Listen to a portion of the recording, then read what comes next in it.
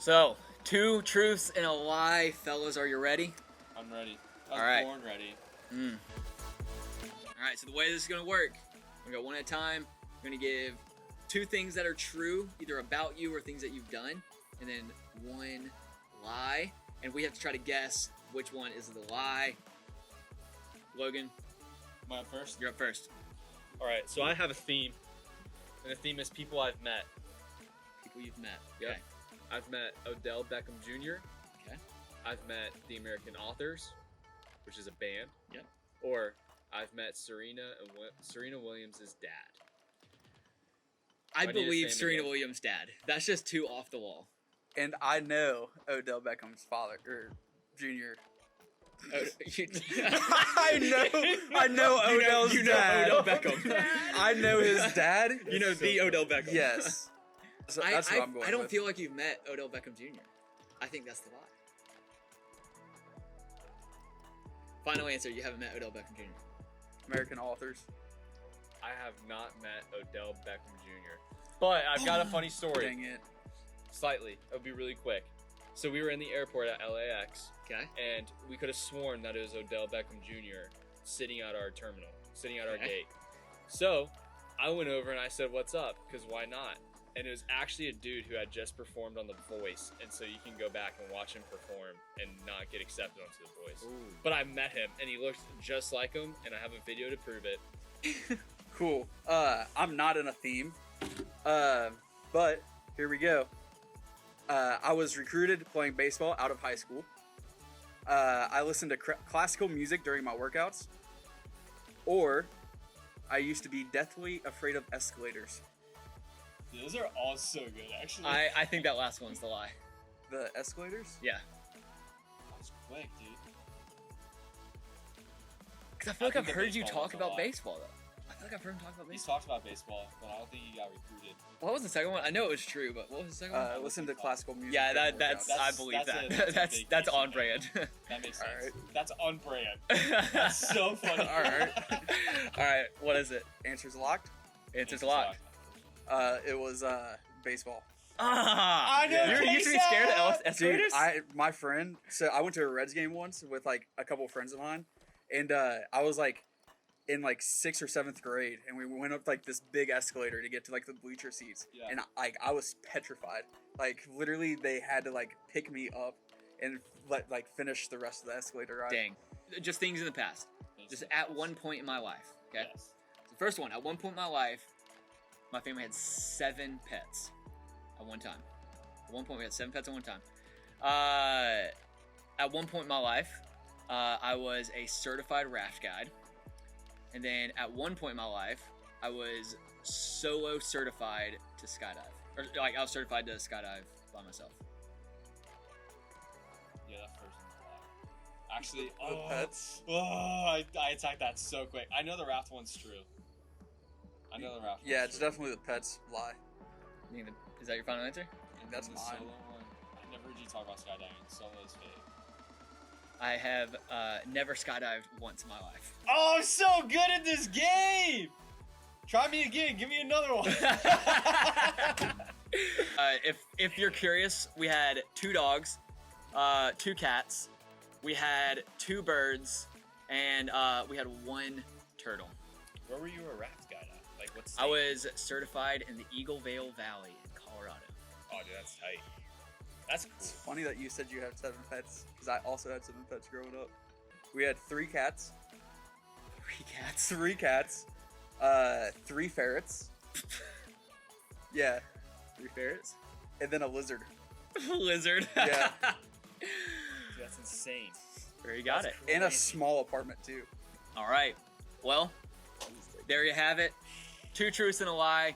Fellas, it's been fun, but I think it's time we shift back to the Devo Queen City Youth. We will see you next week. What's going on, Queen City Youth? My name is Logan. I help lead the Cincinnati/Eastside Small Group, and I am so stoked to be with you guys this week and to share with you this Devo. We're continuing the series Detox. And just to recap, detox is simply taking time to get the bad stuff out and put the good stuff in. That's what it is. And this week, Pastor Brian talked about emotional detox. And the main verse that we looked at was in Proverbs 4:23. It says, "Guard your heart above all else, for it determines the course of your life." So what does that mean? To guard our hearts, to don't let it control our lives. Like, what does that mean? It's like this. So Pastor Brian had a dog, and her name was Stella. And Stella, sometimes they would take her out on a walk, and it wasn't like they walked her, it was more like she walked them. They would be going side to side, and it was crazy, it was kind of chaotic, and that's what it looks like to have emotions lead you. Instead of you taking them on a walk, they take you on a walk. And it ends up going crazy and chaotic sometimes. But don't get me wrong either, it's okay to have emotions. Like in Genesis, it says that God created us in his own image, and if God showed emotions, then obviously we can too. And that's you were created, I was created.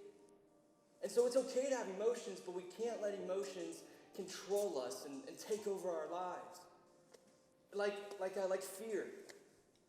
Fear is one. That it's okay to have a healthy sense of fear. That's what keeps you from running out in the middle of the highway. But we can't let fear control us. We can't let fear cripple us and worrying about even just going into tomorrow. I mean, Jesus felt fear. In the Garden of Gethsemane, right before he was going to go to the cross for you and for me, for our sins, he was scared.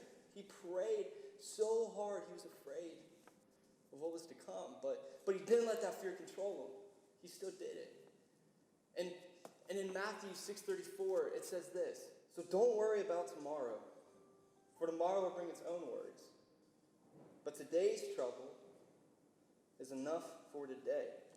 See, so it's okay to be afraid, and it's okay to have concern, but it's a different thing to let it cripple you into worry.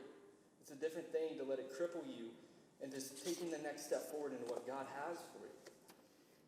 And so fear is one that it's kind of easy to get past. Like we can break through fear because we can trust in God, but what about anger?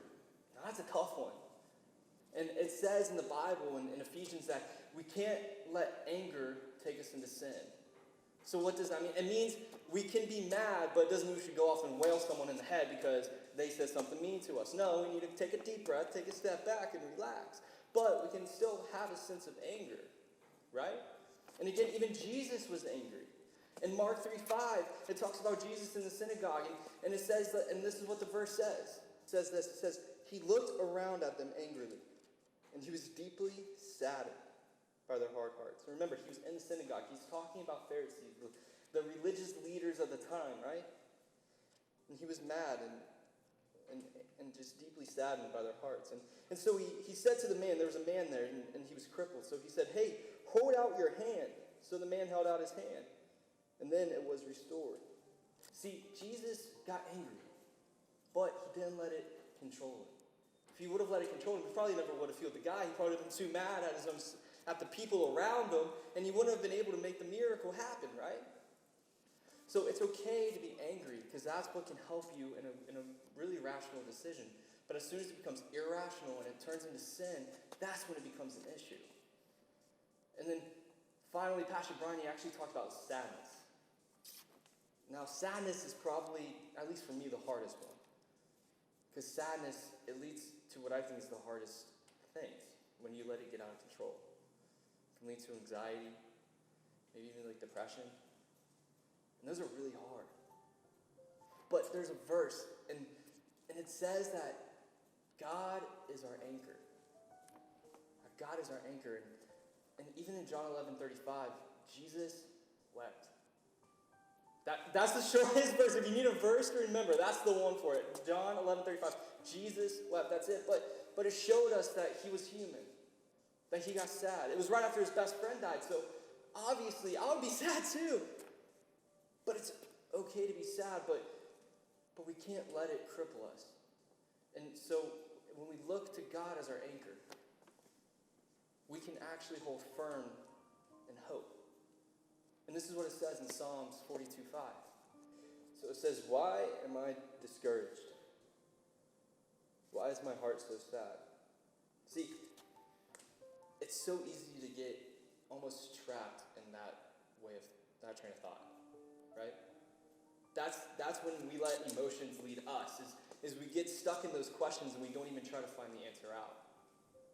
But I love what it says in the rest of it here too. It says, "But I will put my hope in God, and I'll praise him again and again and again and again and again and again and again." And that's the point. If we have him as an anchor, we can always have hope. And hope is for something that's to come. It's not present. So if it's to come, then we're obviously getting out of what we're in. And so we can put our hope in God. And we can trust God that he will get us out of whatever we're in. He takes you out of the valley and puts you on a mountaintop. He is our anchor whenever things start to get a little rough.